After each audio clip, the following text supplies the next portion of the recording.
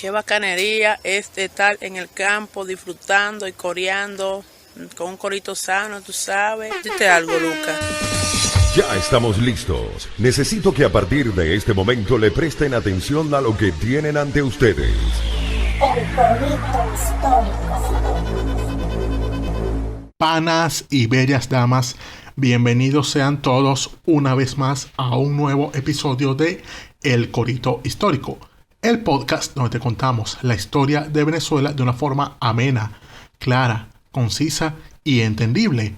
Es decir, como no te la contaron tus lamentables profesores de historia de Venezuela del bachillerato, que es una razón por la cual terminaste votando por Chávez. Aquí les habla el profesor Javier Lara. Dite algo, Dorian Márquez. Bueno, ustedes saben que como siempre nosotros llegamos con chispa, candela y fuego en un nuevo episodio del podcast de la historia de Venezuela, el Corito Histórico, en donde estamos, bueno, Javier Lara y aquí Dorian Márquez, metiéndonos, involucrándonos, revisando todos esos eventos, personajes, próceres y también no tan próceres de la historia de Venezuela para contártelos en el idioma del verdadero corito sano, de cuando tú estás por ahí reunido con los panos y empiezan a comentar algo.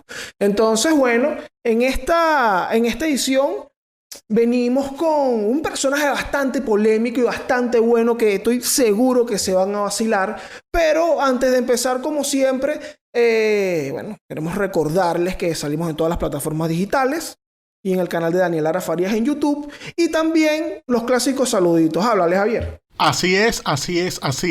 Recuerden además que El Corito Histórico es el podcast que te enseña, pero si te descuidas también te preña. Así que no te descuides, bella dama. O tal vez sí. Bueno, tú sabes que me di cuenta por ahí, Javier. A ver. Que en esta semana que pasó, en las plataformas digitales, bueno, en Spotify realmente, que tiene esta función de ver cuáles fueron tus canciones más escuchadas y los artistas que más escuchaste y los podcasts que más escuchaste, salimos un montón de veces por ahí, ¿oíste? Tenemos una muy buena audiencia de verdad y de verdad muchísimas gracias. Estamos contentísimos por eso. Porque salimos en muchos top. Sí. Mucha gente me levantó el ánimo, de verdad. O sea, yo vi esa vaina y yo, coño, pero tanta gente me escucha a mí hablar como nada, decir groserías y de paso dicen que soy genial. ¡Wow! No, de verdad, me siento como dirían esos conductores que bien creativos. Me siento nuevecito, panas. Pero no, me contentó. Claro que sí. Entonces, bueno, por ahí queremos saludar a, varias personas que hemos visto por ahí. También más adelante vamos a ir ampliando sobre toda esta gente bella que nos escucha. Pero por ahí estuve viendo, por ejemplo, el pana Edgar Batista. Salimos en el top de él, de sus podcasts. Claro. Él es coritero desde el día 1. Él es uno de los que más nos animó a hacer esta vaina. Ahí desde Santiago de Chile. Es un carajo que siempre está pendiente y en alta, sobre todo, de nuestros episodios. O sea, alto pana de Edgar Batista. Vaya un saludo. Pana mío. Muchas gracias, panal, de verdad. También tenemos por ahí a Maffer Baruta. Salimos en su top también. Estuve viendo, hace sendas ilustraciones. Lo publicó por allí por Instagram. Y muchísimas gracias, Maffer, que nos has hecho el aguante durante todas estas semanas para... semana tras semana, en donde echamos cuentos aquí de la historia. De verdad ha sido bastante gente y estamos súper contentos por eso. También hubo muchos que se lanzaron por allí un maratón, lo que llaman un maratón. Entonces había gente como José Sánchez que se escuchó, hermano, 8 episodios. De un carajazo, sí, que un día se escuchó 8 episodios y yo como que, wow, excelente, manado, está bien, tengo beta. Entonces, muchísimas gracias, panales, y ahí sigan vacilando y coreando con nosotros, que nos da muchísimo ánimo para continuar con este trabajo. Pero ya vamos a entrar en materia, manao. Vamos a darle chispas, candela y fuego. Así es. Vamos hoy continuando con la onda de la guerra federal, con otro personaje que es, digamos, para mí este fue el verdadero ganador de esa guerra, porque es como el que vino a marcar la vida política de Venezuela después de la caída y el fin de los conservadores de Páez, que viene a ser Antonio Guzmán Blanco, o como a mí me gustaría llamarlo, el ilustre mamarracho. ¿Tú sabías que a él le gustaba que se refirieran a él como ilustre americano regenerador y pacificador de Venezuela? Y en general, Guzmán Blanco, alrededor de él, caminan un montón de eventos, de mitos, de controversias sobre su paso por el poder, que bueno, por aquí vamos a revisar a ver qué hay por ahí, qué hay de cierto. ¿Por qué? Porque bueno, se dice de todo sobre Guzmán Blanco, que el carajo construyó un montón de cosas aquí en Caracas, pero que también que se robó un realero, dicen. Vamos a revisarlo. Sí, sí lo hay. Pero vamos por el principio, como siempre. ¿Qué decimos primero de Guzmán Blanco? Bueno, que él es el hijo de una familia conformada por Antonio Leocadio Guzmán, persona del que ya hablamos en episodios anteriores, y de su madre, que era Carlota Blanco Jerez de Aristigueta. Es decir, de esa familia Jerez de Aristigueta, familia mantona caraqueña, que estaba a su vez emparentada con Libertador, y de la que se dice que es de donde viene el catire Manuel Piar. Ese cuento que ya echamos en un episodio anterior. Esa familia en donde según todas las jevas eran unas Kardashian y tal, y entonces bueno. Sí, Kardashian en todo, hasta en los putarronas. Menos mal. Entonces bueno, él es hijo, ¿qué pasa? Pero ¿qué pasa con su origen? Que aquí podríamos decir, bueno, era un mantuano, pero ocurre que a Carlota Blanco Jerez de Aristigueta le dio por hacer el muchacho con Antonio Leocadio Guzmán, que de verdad no era ningún mantuano, no tenía lucas, era un oficial de estos oficiales que habían sobrevivido con cierta posición de alguna manera luego de la guerra de independencia, que incluso él era un oficial del bando español al principio o antes. Sí, pero después se pasó al final al lado de Bolívar. Incluso él es uno de los que están en el proyecto ese de darle la corona a Bolívar, de hacer que Bolívar fuese un emperador de Venezuela, de América. Bueno, de él hablamos en el episodio de Ezequiel Zamora y bueno, está caracterizado el papá de Antonio Guzmán Blanco porque no se le ocurre nada bueno. Correcto. Pero de Antonio Guzmán Blanco sabemos que el tipo nace en Caracas en 1829. Y él sí fue una educación privilegiada, es decir, él fue al colegio. Fue un colegio llamado el Colegio de Independencia que fundó un tipo llamado Feliciano Montenegro y Colón. Ahí vio sus primeras letras. Y después de sus 19 años, él entra en la UCB en 1848 a estudiar Derecho. Es decir, él sería de una manera un presidente UCBista. Esto es para que después no digan que si le gobernara gente de la universidad no será un desastre. Bueno, ahí tenemos una evidencia de que eso no siempre es correcto. Bueno, sabes que aquí, con respecto a su paso por la universidad en 1848, también él tiene en ese momento 19 años y también recibe su primer cargo público. Imagínate tú. Ah, sí, esto fue porque en ese año, ese fue el año 1848, el año del asalto al Congreso por parte de los partidarios de los monagas, que es cuando los monagas destruyen el equilibrio de poderes, se apoderan del Congreso, matan a los que estaban en contra, y de esa manera asumen el poder absoluto de la nación. Entonces, lo que hace aquí Monagas es que él llama a los enemigos de los conservadores al gobierno. Y así es que entra Leocadio Guzmán al gobierno. E igualmente enchufa a todo el que vieran por ahí a favor de sus políticas. Y de esa manera, a Antonio Guzmán lo ponen en un cargo, y no solamente en un cargo, o sea, le meten en el cargo de gobierno, un cargo de jefe.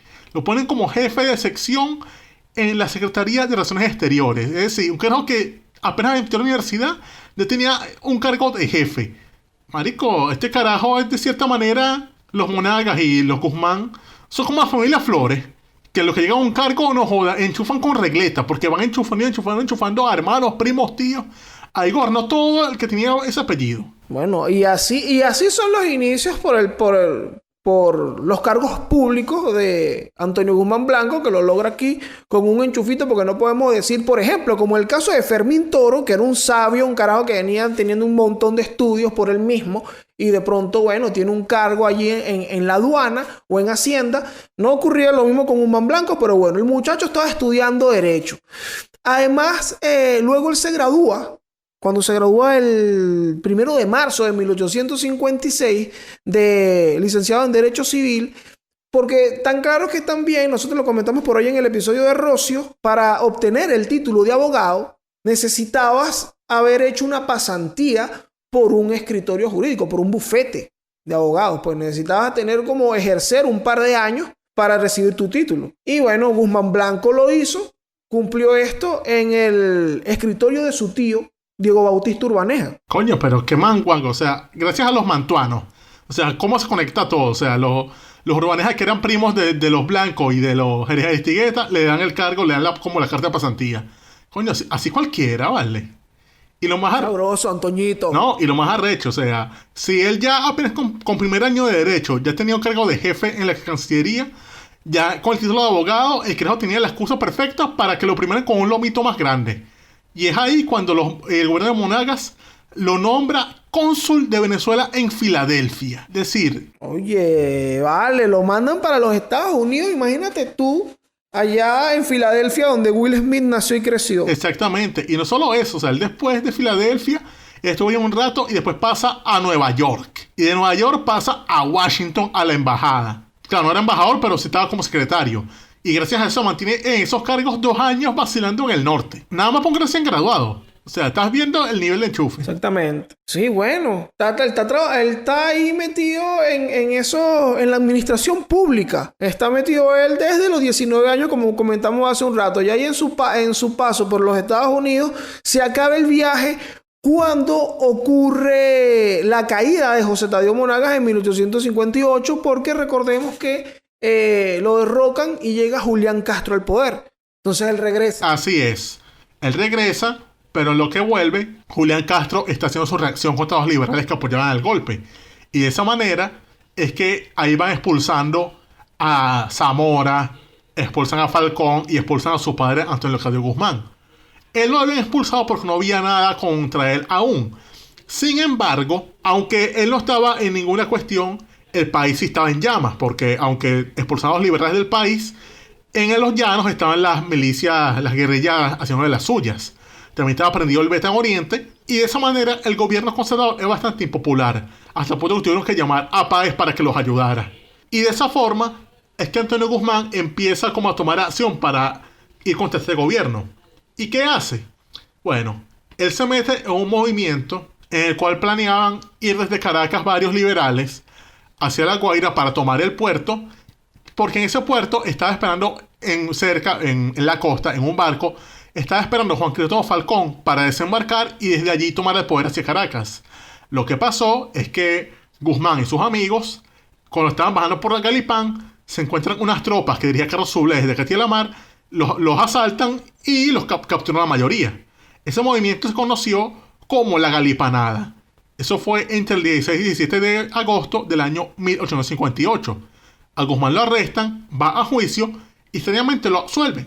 Pero, a pesar de que lo absolvieron, lo expulsaron el 18 de septiembre de ese año. Lo mandaron a las Antillas. Tengo entendido que llegó a Saint Thomas. Sí, ahí en Saint Thomas entonces él se reúne con Juan Crisóstomo Falcón. Ya recordemos que tienen unos contactos previos con este incidente de la Galipanada, que están esperando su desembarco y todo, y que Juan Crisóstomo Falcón tenía el rango o la posición dentro de su bando como jefe del movimiento.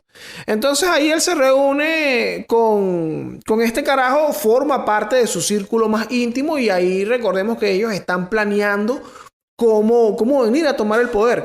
Y es cuando se da, llega a las costas de nuevo de Venezuela, Antonio Guzmán Blanco junto a Juan Crisóstomo Falcón en el desembarco de Palmasola, que esto es el 24 de julio de 1859.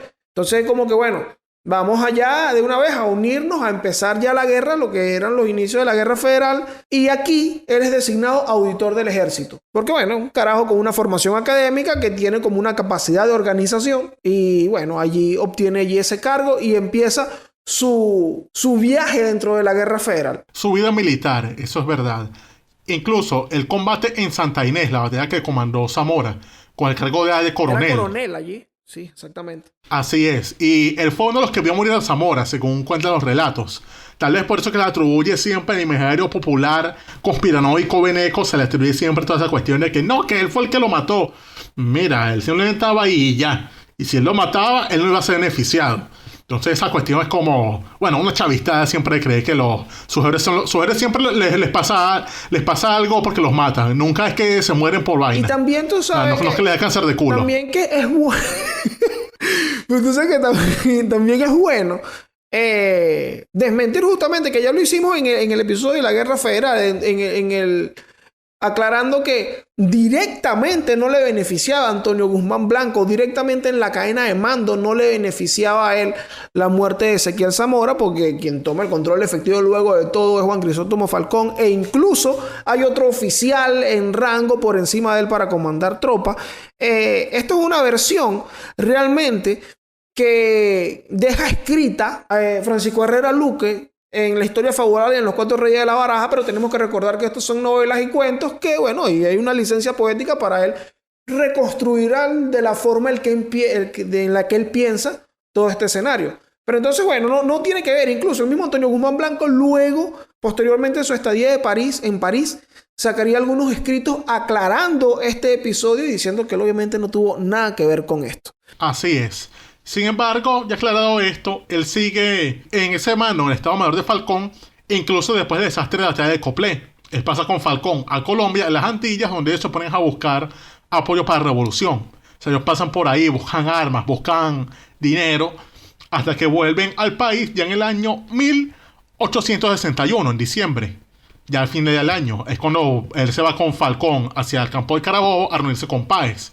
Por no charlas de paz que no llegaron a nada, pero fueron como los primeros intentos para terminar esa terrible guerra. Y ya en agosto de 1862, es que a él lo nombran como jefe del Distrito Federal, porque el jefe anterior, que era el general Rafael Urdaneta, nada que ver con el proceso de independencia, fallecía. Entonces le tocaba ahora a Guzmán su hora de ser el líder del ejército, su mando. Este es como su bautizo de fuego prácticamente, porque si bien nunca ha estado como en una posición de tan subalterno, o sea, ha sido subalterno de los jefes del movimiento, es cuando le toca realmente comandar tropas. Así es. Pero ya aquí es que él hace como su primera acción. Su acción principal era que en septiembre de ese año, él reúne en Guatire cerca de 3.000 hombres. Y ya para octubre, con esos 3.000 hombres, el carajo llega al camino de Valencia. Derrota en 2 sitios distintos a unos jefes militares serios, a un tipo llamado Martín Lameda y a otro llamado Olegario Díaz, que eran ambos coroneles. Los derrota en una batalla llamada Batalla de El Cambur. ¡Ay! Siempre una cosa rara ahí. Y ya con eso, él tiene espacio libre para tomar la ciudad de los Maricos. Sin embargo, decidió no hacerlo porque, según él tenía mejores planes que ejecutar. Y perdió esa oportunidad de oro para terminar la guerra. ¡Qué bola! Tú sabes que tú dijiste que él se reunió en Guatire con 3.000 hombres. Y yo dije, coño, a veces uno se reúne que si 5 o 6 personas en Guatire y no sale nada bueno. Imagínate que se logran 3.000. Toñito, ¿verdad? Eso no es una muy buena idea. Pero bueno, bueno, pudo haber hecho algo bueno. Entonces que, bueno, él sigue adelante porque el gobierno tampoco estaba en muy buena posición. Entonces, ellos estaban como en una posición de superioridad. Él se va por los alrededores de Caracas, llega allí a San Antonio de los Altos. Y allí comienza también en algunas escaramuzas, a derrotar a tropas que estaban por ahí. Y esto pone en presión al gobierno. Y es cuando toda esta situación es la que los lleva al Tratado de Coche. Correcto, es cuando ya se agrega el fin de la guerra, la tradición de poder. O sea, Paz y los conservadores tienen que irse y empieza el nuevo mando a cargo de los federalistas. Es cuando ya al mes de firmar este tratado, 2 meses después, porque el tratado lo firmaron el 24 de abril del año 1963, a los 2 meses, en junio, una asamblea nacional designa a Falcón presidente y a Guzmán vicepresidente. Y a su vez, con este grado de vicepresidente, tengo entendido que le permiten ser ministro a la vez. Es decir, era un superministro. Sí, vale. Ajá. O sea, no, que en efecto, o sea, Antonio Guzmán Blanco es nombrado el vicepresidente de la federación, pero además le dan el Ministerio de Relaciones Exteriores y el Ministerio de Hacienda. ¡Coño! Marico, Rafael Ramírez se quedó pendejo. Tarek El Aissami volteó y dijo, ¡wow! ¿Pero por qué tanto poder? Increíble, Antonio Guzmán Blanco. Incluso eso está en su nombramiento. Una de las cláusulas de su nombramiento es que el hecho de ser vicepresidente no lo inhabilita para ocupar otro cargo público. ¡Ajo! Y no más. Entonces, bueno, ahí se lanzó la Rafael Ramírez. Tengo 3 cargos. 3 cargos los 3 cobra. Y con eso, el de una partió hacia Europa para contratar lo que llamaban en ese entonces un empréstito. En préstamos unos reales ahí, panas. Tal cual. Y tú sabes que aquí es donde empiezan, porque nosotros en un chat, ya se llama Elmer, en el que nos preguntaron por el tratado de coche, comentamos que también esto sirvió para repartirse la cochina de lo que queda allí. Antonio Guzmán Blanco sacó unos realitos, pero de inmediato, cuando ya tiene un cargo, sale a buscar un préstamo hacia Europa. Y tú sabes que él lo consigue porque él llega a Londres. Y este es un préstamo, Javier, de más o menos 1.500.000 libras esterlinas, de las que él recibe una comisión del 5%. O sea, él se embolsilla unas 75.000 libras esterlinas de este negocio. Carajo, vale, coño, qué manguangua, vale. Estado venezolano. ¿Ah? Qué manguangua. Y tú sabes que a él esto no le parecía un problema. Esto no le parecía robar. Esto no le parecía ilegal. Porque él lo manifiesta en una carta que él manda posteriormente, ya en su estadía en París. Una de sus tantas estadías en París, pero lo envía posteriormente. Y él dice que yo era rico antes de la presidencia. Y si mi fortuna es poco común en América, todos saben con cuánto honor la hice. Realicé el milagro del empréstito, refiriéndose a este préstamo que obtuvo en Londres, y me quedaron 600.000 pesos. Y 12 años después los he triplicado. ¿Ah? Coño, hizo la Ramos Ayubsiña, la de decir, yo soy rico de cuna, mi papá me dejó los reales. O más arrecho, la Lester Tolediña, la de, yo tengo real porque yo asesoré a Nayib Bukake, panas, no porque me robó los reales de ayuda humanitaria. Coño, chico, No, pero esto es Antonio Guzmán, así que, mira, este episodio es que manguangua, ¿vale? La manguangua Antoñito, vale. Qué sabroso, no le parecía que quedase con una comisión de eso, estaba mal. Incluso esto le trajo en vida y durante sus gobiernos, le trajo la crítica de la oposición. Juan Vicente González lo llamaba ladrón en cada artículo que escribía en aquellos tiempos. Bueno, pero si es un ladronazo, marico, o sea, no puede ocultarlo, o sea, él es el Diosdadiño. Tal cual, él sacó ahí su tajada, su comisión.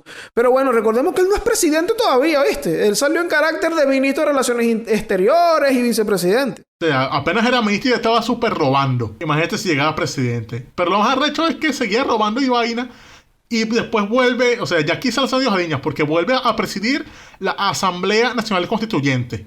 Aquí renuncia al cargo de vicepresidente y en esa asamblea a su vez aprueba el empréstito ese de los reales. Y después sale otra vez como ministro de Hacienda y Relaciones Exteriores.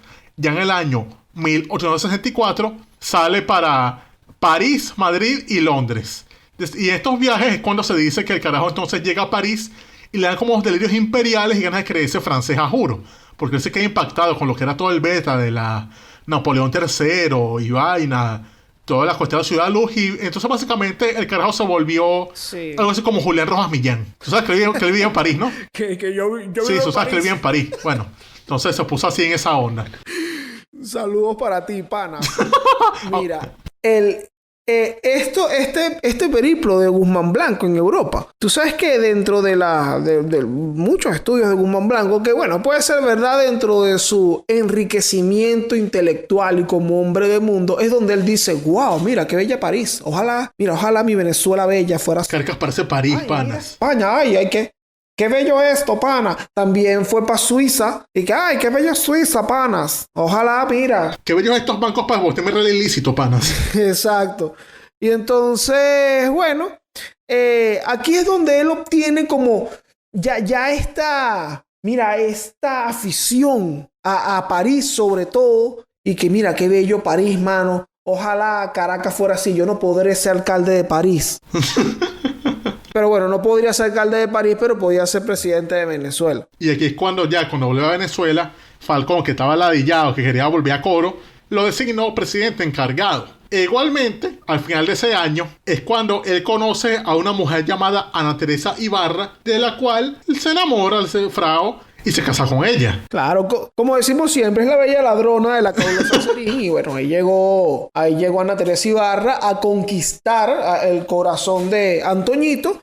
Y ahí se casan en el año 1867. Tú sabes que por ahí yo tengo una anécdota de Antonio Guzmán Blanco, más o menos de este tiempo. Bueno, antes de él llegar y casarse, desde el año anterior incluso. Él estaba allá en Europa, como siempre, pidiendo real prestado para embolsillarse unos realitos, para agarrarse una comisión. Y ocurre que, obviamente, como país tenemos deudas con países en Europa por todos estos préstamos. Entonces, el ministro de Relaciones Exteriores del momento, porque él va aquí como ministro plenipotenciario, que llaman, como embajador, lo que sería en ese momento, o encargado de negocios. Pero aquí el de Relaciones Exteriores dice que no vamos a pagar este mes. Y ¿cómo tú no vas a pagar? Y Antonio Guzmán Blanco dice, mano, tienes que pagarle porque si no ellos no me van a prestar la plata, ¿sabes? Y no voy a ganar mi comisión. Y ya, obviamente no ganamos, ¿sabes? Entonces, ¿para qué yo estoy aquí? Y el tipo, no, que no voy a pagar nada. Y entonces, bueno, él habla ahí con la gente y destituyen al ministro. O sea, relajado. Ser más poderoso con ministro. Poderoso totalmente. Entonces, bueno, nada.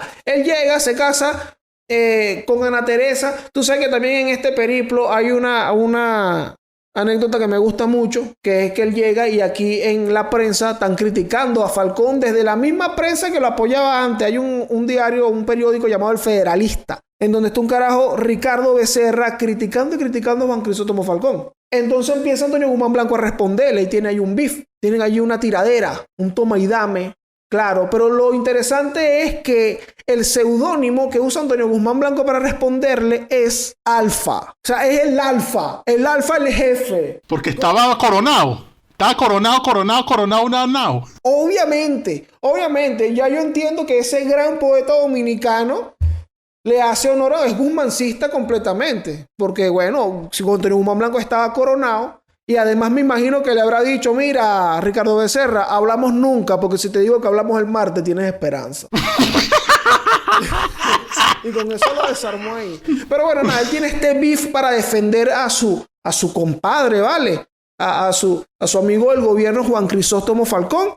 Y bueno, también en este año le pasa que se casa. Sí, pero su amistad con Falcón no duró mucho porque ya en el año 1868 Falcón quería reelegirse y Guzmán le está diciendo como que, mano, pero tú no me decías que estás fastidiado de gobernar, ¿para qué vas a seguir en esto? Déjame el cargo a mí. Y entonces él dijo, no, yo voy a seguir gobernando, dijo ya Falcón. Y entonces con ese peo, lo que resulta hacer Falcón es que le dice, mira, ¿sabes qué? Te bajo otra vez como ministro plenipotenciario, anda a seguir rodando por allá y déjame a mí ser presidente otra vez. Como a este Guzmán le gustaba mucho París, él dijo, bueno, está bien, vamos a darle. O sea, él no se enojó tanto y se fue otra vez para Europa. Era como la manera de calmarlo ahí, pero aquí se da el quiebre de él con Juan Crisóstomo Falcón, que ellos eran uña y mugre, y el caso es que Falcón se quiere reelegir, y bueno, los planes de Antoñito eran que, bueno, me toca a mí un pedacito ya el coroto para coronar bien más comisión, ¿sabes? Claro. Pero bueno, él se queda tranquilo con su viaje a París. Se va a París, mientras él está en París haciendo ahí pariciando, ocurre que se levantan otra vez los monagas, seguían jodiendo, y como el país tampoco estaba pacificado porque seguía siendo un desastre, se levantan los monagas en una cosa llamada Revolución Azul, triunfan, echan a Falcón del poder y se monta otra vez José Diego Monagas.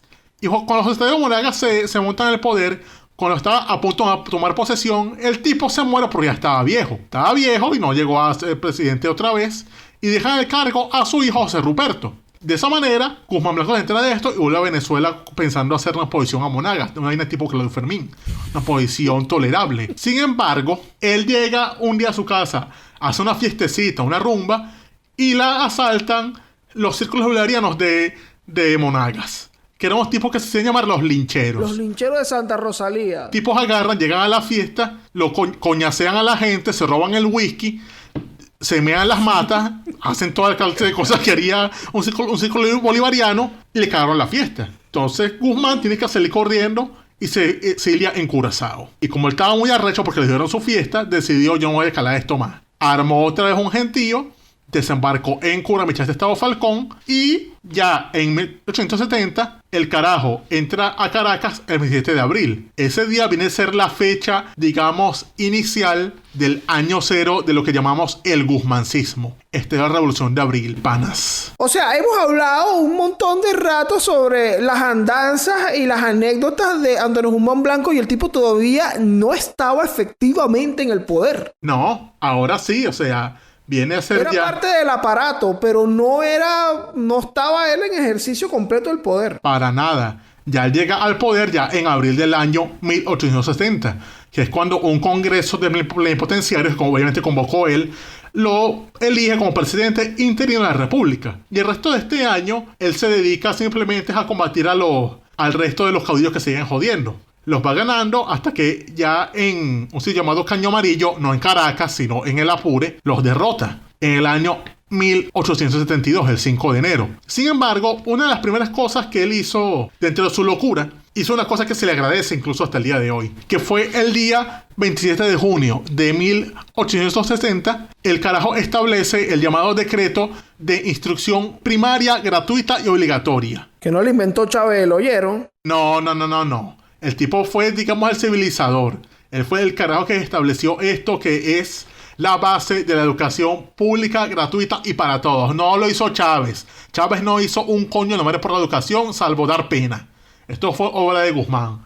Otra cosa así buena que... Con todo y lo bicho que era Guzmán, bueno, sacó aquí el decreto de instrucción pública para formar ciudadanos. Esa era la idea del carajo. Sí, pero también eso era como en un afán de él que él tenía contra la iglesia, porque él tuvo un conflicto con el arzobispo Silvestre Cabaret de Lira, que lo expulsa del país incluso. Y entonces él se decide como hacer unas leyes para establecer lo que sería la laicidad en el país. El carajo hace la llamada ley del registro civil y la de matrimonio civil, que es la forma ya de quitarle a la iglesia ese monopolio de casar a la gente, y sobre todo no solamente casarlo, sino también lo de las actas de defunción, de nacimiento. Todo eso empieza con Guzmán Blanco, no Chávez. Una vez más, el registro civil y la educación pública son de Guzmán, no del fiambre. Incluso este caso predicó con el ejemplo, porque en lo que él decretó esa ley de registro civil, él se casó por decir con su mujer.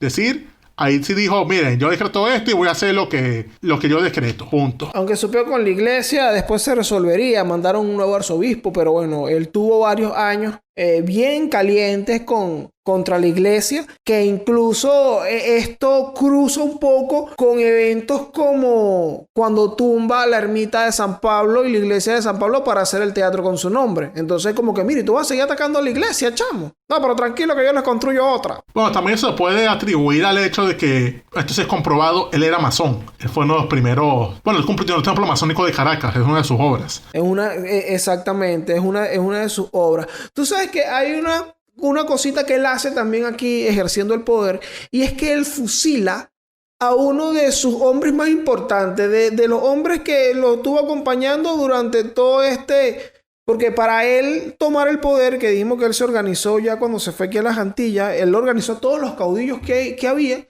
y bueno, había uno llamado Matías Salazar, que se le levanta luego. Él va y lo fusila, pero ocurre que cuando lo sentencia a muerte, para ese momento está abolida la pena de muerte. Recordemos que eso lo mencionamos en el episodio de la Guerra Federal. Claro. Uno de los objetivos de esto era abolir la pena de muerte. Pero a Guzmán Blanco le sabe a culo, incluso habiendo ganado su bando la Guerra Federal, habiendo sido abolida bajo su estadía en el gobierno. Simplemente él dijo, está bien, abrimos a pena de muerte, excepto a ti. Y así que te vamos a matar. Coño. Sí, tú sabes que hay una cita de él que dice que bueno, claro que estaba abolida la pena de muerte para las personas, pero él era un traidor y un monstruo. ¡Ah, carajo!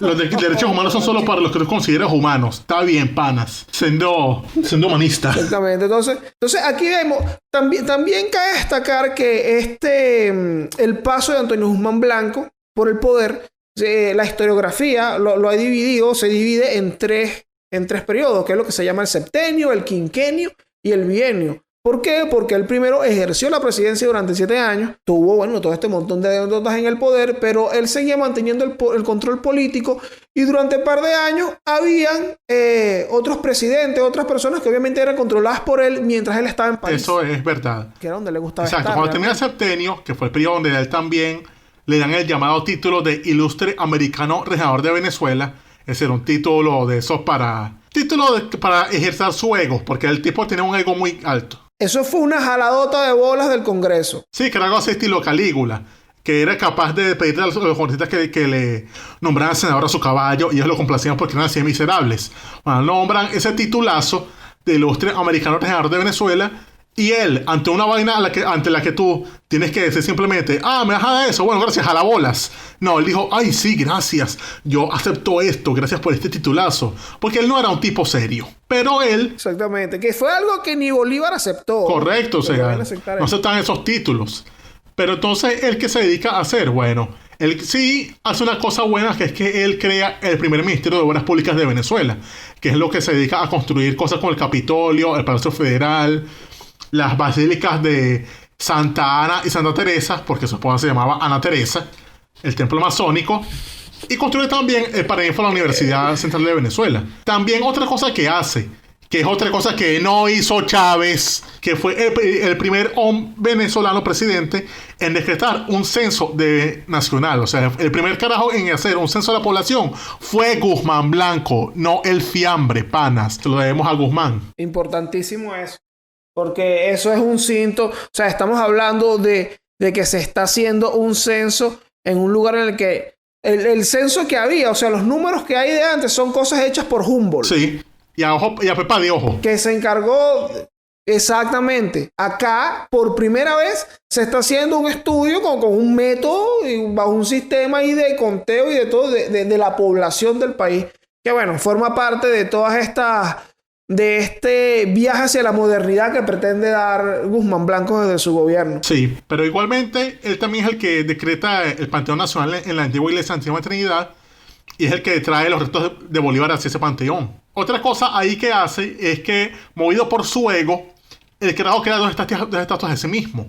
La que llamaban El Saludante, que era en la universidad, ahí frente a la Universidad de Caracas, el Palacio de las Academias, y otra que era en el Calvario, que era la llamada estatua de El Manganzón, que era una estatua simplemente de su efigie. Y después de aquí es cuando él decide ya, al final de su presidencia, lo eligen rector de la Universidad Central de Venezuela. Pero él no ejerce tanto eso, sino que pone ahí un jalabola, que era el vicerrector Nicanor Borges, a ejercer este cargo.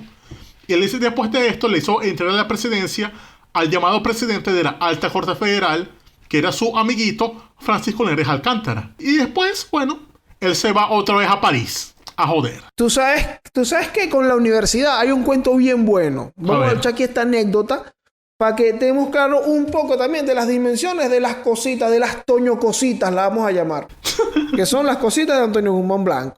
Tú sabes que, él obtiene el rector de la universidad, porque la gente le jala la bola, porque se consideraba que Antonio Guzmán Blanco rescató a la Universidad Central de Venezuela. ¿Por qué? Las rentas de la universidad estaban en el piso. Al parecer, cada vez que uno revisa un poco algo sobre la central, siempre sus rentas están en el piso. Coño, qué raro. Recordemos que José María Vargas logra rescatar un poco y todo esto, luego con el decreto de Simón Bolívar, cuando se deja de ser Universidad Real y Pontificia y todo esto, y pasa a Universidad Central. Aquí, ¿qué se hace para mantener o para ayudar a la universidad a mantener las rentas? Bolívar le otorga la propiedad de algunas tierras que hay por allí, y entre ellas estaba la hacienda Chuao. Entonces, la universidad tiene unas haciendas, tiene unas tierras que se producen tanto para su consumo como para su mantenimiento, pues para pagar sueldos y todo esto. ¿Qué pasa con esto? Que esta hacienda, la hacienda Chuao en específico, estaba arrendada por la universidad a un carajo allí y de verdad la vaina no está dando plata. Entonces, ¿qué hace Guzmán Blanco en lo que llega? Guzmán Blanco en lo que llega dice, mira, vamos a rescindir ese contrato a ese carajo y ahora que la producción de la hacienda pase a las manos de la universidad con supervisión del gobierno. Eso huele mal. Obviamente al principio funcionó. Eso es como un Cadivi y que vamos a dar unos cupos de dólares para que la gente tenga dólares baratos. Y bueno, al principio la gente, wow, qué sabroso. Y así estaban en la universidad. Y todo cool, entonces, wow, mira, Guzmán Blanco rescató la universidad, incluso se le da un doctorado honoris causa y todo, en derecho. Y bueno, todo sabroso hasta este momento. Pero ¿qué ocurre? En un momento, Antonio Guzmán Blanco, descubriendo las mieles de los negocios con el gobierno, pues, del gobierno y del Estado, porque eso es lo que le gustaba a él, se da cuenta de los llamados bonos de la deuda. Descubre los bonos de la deuda. Ay, no me digas que fue el primero en joder con eso. Bueno. No fue Guaidó, el primero fue él. Entonces, ¿qué dice Guzmán Blanco? Guzmán Blanco, más o menos por 1879, más o menos, o 76, ya antes del terminar el septenio. Él empieza con el discurso... 76 tiene que haber sido. Me corrijo. Esto ocurre durante el quinquenio. O sea, empieza Guzmán Blanco con este discurso. ¿Cuál es el discurso? Tú sabes que estas propiedades de la universidad, esto no da plata. Tú sabes que debe ser la universidad, vende todo eso y compra bonos de la deuda. Ya va, pero ¿cómo es este? Es como que, mira... O sea, le dijo a la universidad, mano, ¿quieres ser tu propio jefe? Tal cual la universidad. Oye, ¿quieres hacer la flor de la abundancia? Dame todas tus propiedades y yo te devuelvo el doble. Entonces, en este discurso inaugural, él dice en este discurso él dice que él propone esto, porque que la universidad debería hacer esto. ¿Y qué pasa? Que llega el momento en el que se ponen en venta la propiedad de la universidad, que es la Hacienda Chuao. Se pone en venta 750,000 bolívares del aire. Ok, la venden. Porque tú sabes que también Guzmán Blanco trajo el bolívar de plata. Ah, ok, cierto. Por ahí mismo que... Entonces, bueno, vamos a vender la hacienda. Nadie compraba la hacienda. Pero un día llegó un señor comprando la hacienda, hermano. Sí, ¿quién la compró? Guzmán Blanco, Guzmán Antonio. ¿Cómo fulanito? Llegó el 25 de mayo de 1886, llegó Antonio Victorio Medina y compró la hacienda Chuao. Pero ¿qué ocurre? Que par de meses después, este señor se la vende a Guzmán Blanco. Ah, sí. Coño, qué manguangua, vale. Ahora, ¿tú sabes qué también ocurre? Que el gobierno dice, cuando se da la venta, dice, ok, panas, ¿saben qué pasa? Que el gobierno ha tomado el dinero de la venta de las propiedades de la universidad como un empréstito. Y entonces nosotros vamos a ir pagando esta cantidad anual para pagar ese préstamo. Cobrecido el vuelto. ¡Qué sabrosura, Antonio Guzmán! Le robaste la hacienda a la universidad, papadito. Además que Antonio Victorio Medina era el encargado de los negocios de Antonio Guzmán Blanco. Era su testaferro, era su Samad López. Exactamente, mientras él estaba en París. Coño, pero qué sabroso. Claro, aquí acabamos de mencionar hace un momento un montón de obras de Antonio Guzmán Blanco. Y un montón de chavistadas. Sí, exactamente. Entonces, ¿qué pasa? Cuando pensamos en Antonio Guzmán Blanco y en su gobierno, se habla muchísimo de los teatros, del Calvario, que es una obra de él, de la iluminación de Caracas, que también se hizo por primera vez a través de una máquina a vapor bajo su gobierno, de la instalación del teléfono, por primera vez se hace ahí. Pero Antonio Guzmán Blanco tiene cositas como esta, y no son cositas, son cosas como esta. Entonces yo siento que el tipo es como un Pérez Jiménez de antes. Sí, el carajo que decía que, ay, pero él hizo la autopista. Ajá, pero ¿cuánto se robó ese coño de su madre? Claro. Pero ¿cuánta gente mató? Claro. Bueno. Entonces, seguro alguien en 1955 decía, ay, pero nada con mi Gerald Guzmán Blanco. Claro.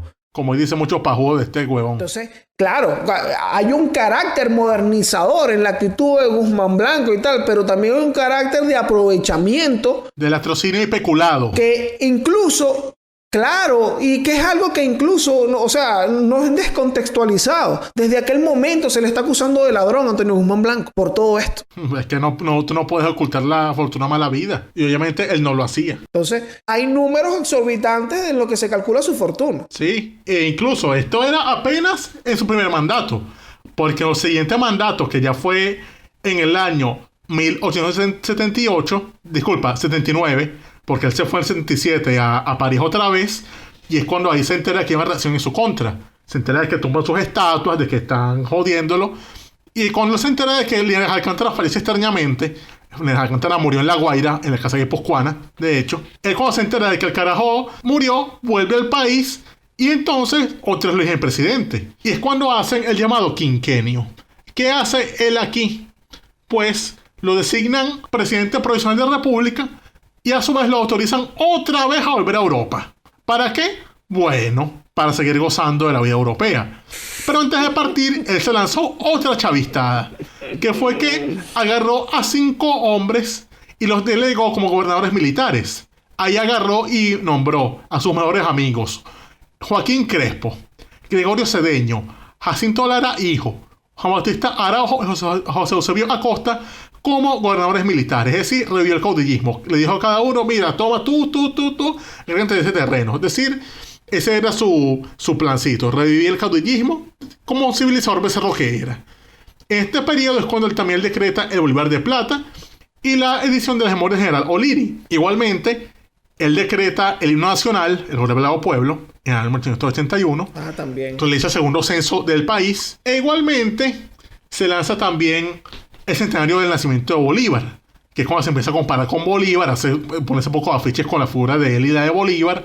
Sí. Inaugura la plaza Bolívar. También. Y la estatua. Igualmente instala la llamada Academia Venezolana de la Lengua, donde él era presidente, porque al parecer era un juglar rechísimo que tenía que ser el presidente de la Academia de la Lengua porque él era muy arrecho. Increíble. Bueno, aquí también hay una chavistadota que hizo en la instalación de la Academia Nacional de la Lengua, en donde se lanzó un discurso, que por ahí en la descripción vamos a poner el enlace, porque ese discurso está por allí, en donde, bueno, él hace un recuento de lo arrecho que es él y de cómo él llegó a ser el presidente de la Academia de la Lengua.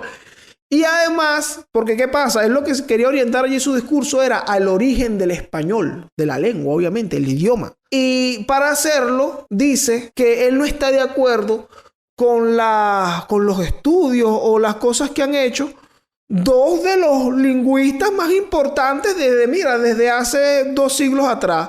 Entonces, como estos carajos que le llegan a Inés Quintero, a la profesora Inés Quintero en Instagram, y que, yo no creo que eso que usted dice. Y el señor, ¿qué va a hacer usted porfiándole a esa gente que sabe más que usted? ¿En qué te basas? Son los que vienen a decirte, mira, yo creo que Miranda era más arrecho que Bolívar. ¿En qué te basas? No, porque mi tía me lo dijo. Tu tía es bruta, chicos. ¿Qué vas a saber tú? No, vale. Entonces, Andrés Guzmán Blanco llega a la Academia de la Lengua con la gente que sabe ahí y agarra y contradice a Juan de Mariana y Modesto de la Fuente porque, bueno, a él le parece que ellos escriben vaguedades. Porque él es un superliterato. No, joda, chico, Guzmán. Increíble. Tú lo que sabes es robar. Mejor que cambiar a los ladrones. Fíjate esta anécdota que hay con respecto a esto, Javier. Ante este discurso que se empezó a difundir luego, le sale al paso un tal José María Rojas, hermano de Arístides Rojas. Ok. Dice, el carajo está en Europa, el carajo dice, chamo, ¿sabes? En Venezuela porque todos nos conocemos y sabemos a qué atenernos. Pero esta vaina ustedes la sacan del país, entonces la gente va a pensar que nosotros somos así de brutos. El tipo empieza a denunciar esto. ¿Tú sabes qué hace Guzmán Blanco? Manda a sacar una edición especial de su discurso en la Academia Nacional de la Lengua, acompañado de unos poetas y una gente ahí española a la que le pagaron, para que dijeran ahí que no, mira, Antonio Guzmán Blanco no es un lingüista improvisado. Dios mío, es como esos pocos artículos que tú veías ahí de gente alabando el libro Ramos Ayub.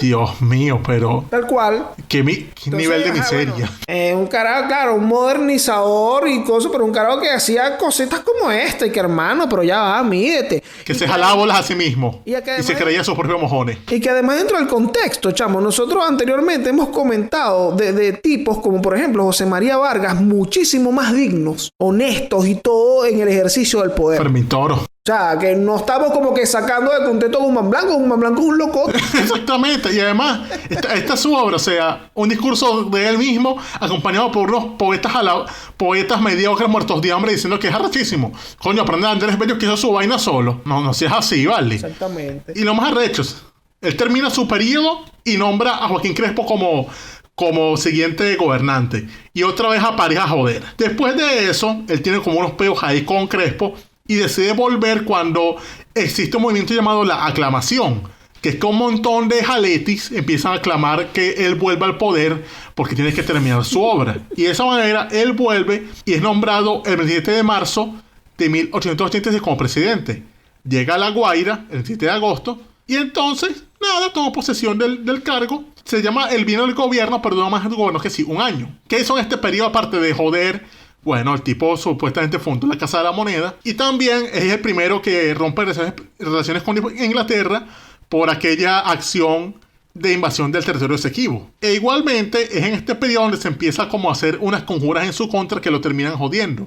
Primero es que hay un intento de asesinato en marzo de 1887 e igualmente ocurre ya su ruptura con Crespo. General Crespo ya era como el factotum de la República y empieza como a ver como que ya, este huevón que hace aquí, yo soy el que manda en esta vaina. E igualmente lanzan un periódico, unos muchachos llamados, que se hacían llamar los de la Delpinada, lanzaron el periódico El Delpinismo y el periódico El Yunque, que eran unos periódicos que se mofaban de él directamente.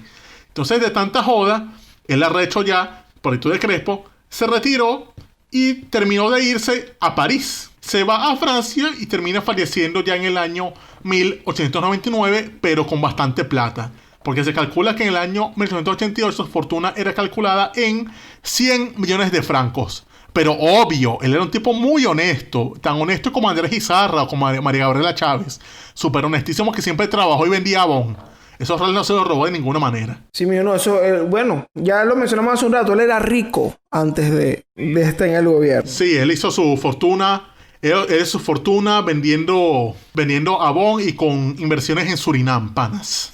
Ahora, fíjate que viendo todo esto de Guzmán Blanco, bueno, aquí nosotros revisamos al tipo. ¿Qué te quedó a ti que es Guzmán Blanco, Javier? Me quedó que es un tipo con un ego demasiado grande y bien ladrón. Y que para las obras que hizo, ese ego y ese poco de fortuna no corresponde. Es decir, sí, podrás hacer mucho, pero si te pones a robar dinero público, mira, para mí tú no sirves para nada. Tú eres un mamarracho. Tú no eres ningún ilustre. Eres una basura. Yo quería estudiar a Guzmán Blanco y estuve revisándolo y ahí, bueno, durante la investigación revisé Yo le cogía rachera investigándolo, honestamente. Revisé varios estudios sobre el carajo de personas muy respetables.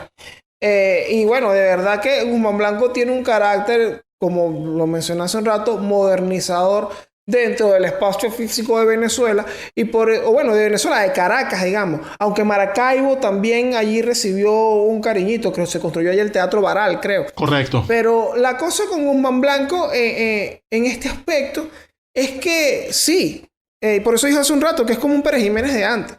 Carajo, dentro de su periodo, dentro de los años que él estuvo en el ejercicio del poder, directa o indirectamente, se dieron un montón de eventos dentro de la vida del ciudadano. O sea, la construcción de la Plaza Bolívar, una identidad nacional por parte de cuando te dan la moneda. Mira, se crea el Bolívar de plata y ahí te dan un tema de identidad que trata de unir a las personas y de formar ciudadanos a través de la educación pública. Pero, chamo, hay eventos horribles en el comportamiento, en el ejercicio de poder de Antonio Guzmán Blanco, más allá incluso de la represión. O sea, todo el robo descarado que hay, el nepotismo descarado que hay. Que por eso comentaba y lo comparaba hace un rato, de que hay presentes de tipos muchos más dignos en ese cargo que él contó y las cosas que trajo, digamos, que aportó durante su gobierno.